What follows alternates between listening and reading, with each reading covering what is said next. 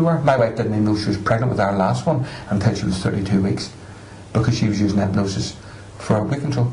So there you are. But anyway, 4 or 5 years later, this one, I was at one of the shows, and this one comes and says, "Hi Alan, how are you?" And I says, "I'm fine." And it was the same woman, and she had actually got down to 18 stone, and she was actually getting into the hospital to get the rest of the skin taken away. How fun. Now, I don't know whether it was the hypnosis done that or the sheer embarrassment of it, you know, but that's the heaviest. The heaviest man was 40 stone. That's unhealthy, isn't it? He was a weightlifter, and he retired, but he just couldn't get. He was kept paying the weight on. So if you're going for weight loss again, is that one session? That's one session. You're putting in the ideas that high calorie foods no longer have the same appeal to you. Low calorie foods you would love, they do not want to eat between meals, and so on and so on.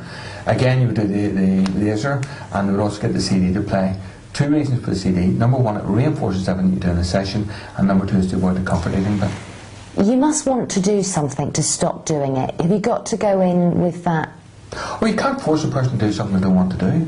You know, you get people ringing up and saying, "Look, Alan, I want my wife to give up the cigarettes." They can't. You can't force them. You've got to want it for yourself. That's right. And it's the same. You get people ringing me up. I get it day in and day out. "Hi, Alan, I tell you what it is. I think my wife or my husband's having an affair. Would it be possible for me to just bring him down to the office for you to click your fingers and ask them for me?"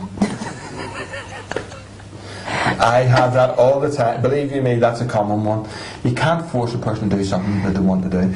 Because if that was the case, I would have my bank manager swinging a watch at him, and you would be a hypnotist, and every single person in this world would be.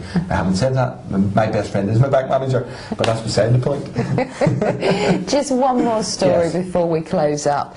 Is there anything you can't do, you can't cure? When you're saying cure, you don't cure anything. You can use hypnosis for a physical condition, but one that I actually did do, it was a girl who had come through the door. Her mother had been to me for years before that, there to give up the cigarettes, but this was a young girl, and she was only 12 years of age, and about 4 or 5 years before that, her thumbs had stopped working. Literally, her thumbs had stopped working. Now, there is a thing called hysterical paralysis. She'd been to all the tests and things like that, and nothing came up. What we'll do is we'll put her under hypnosis, and we'll see if we can get something to work. Alright? Because there's no reason why it shouldn't. She'd been checked out. And within 10 minutes, her thumbs had come back, and she was actually using them. All I did was get her to imagine a healing white light going through the whole body, from the brain down to your thumb, and it was cleared. So that was done through the subconscious? Yeah. And the mother's bawling her eyes out, and the youngster's delighted. I'll bet. And the next day, the mother actually rung me and says, "Do you know that was the first time she was able to dress herself?" Aww. And it was so lovely. You know, sweet things like that. But that's not medical work. You know, you've got to take it in the context. You can't cure a broken leg, but you can help with the pain relief. Right. And that's how you work it. Okay. Alan, thank you. It's been an absolute pleasure to meet you. Thank you very much. Well, if you think hypnosis or hypnotherapy is for you, then I think Alan might be the man for you to see. Hope you've enjoyed the show. We'll see you next time on Ask the Experts.